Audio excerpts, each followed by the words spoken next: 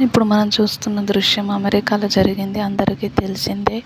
అయితే ఒక రోజులో దాని పరిస్థితి మొత్తం మారిపోయింది. అయితే ఇప్పుడు మనం ఇక్కడ లోకపరంగా దేన్ని ఆధారం చేసుకొని బ్రతుకుతున్నాం? ఆస్తులను, అంతస్తులను కూర్చుకోవడానికి ప్రయాస పడుతున్నాము. కానీ మరి వీటన్నింటినీ ఇచ్చిన దేవుడు వీటన్నింటినీ ఒక్క క్షణంలో కూడా తుడిచివేస్తాడనడానికి ఇదే నిదర్శనంగా కనిపిస్తుంది.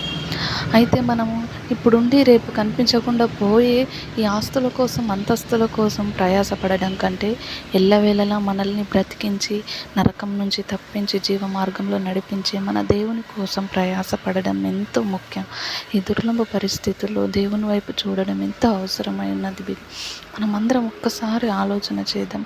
ఇటువంటి పరిస్థితి మన దేశానికి రాకుండా నిమిత్తము ముందుగానే మనం ప్రార్థనల చేత దేవుణ్ణి మనము ఆయన కృపను వేడుకుందాం. మనం నెట్టి దుర్లభ పరిస్థితుల నుంచి తప్పించేలాగున, మన దేశాన్ని కాపాడేలాగున ఆయనను వేడుకుందాం. ఈ అమెరికా దేశం గురించి కూడా మనం ప్రార్థిద్దాం. దయచేసి దేవుని వైపుగానే మనం చూద్దాం. భారమంతా దేవునిపైనే వేద్దాం. ఆయనే మనల్ని తప్పిస్తాడు. ఆయన తప్పించుటకు సమర్థుడై ఉన్నాడు. ఆయన వైపుకి చూద్దాం. ఆయనను తృణీకరించే ఇట్టి ఘోర పాపాల వైపుగా ఆయన్ని తృణీకరించి మనం ఇట్టి ఘోర పాపాలను దుర్లభ పరిస్థితులను తెచ్చుకుంటున్నాం. ఆయనకు From the bustling streets of downtown to the scenic views of Malibu, experience the magic of Los Angeles.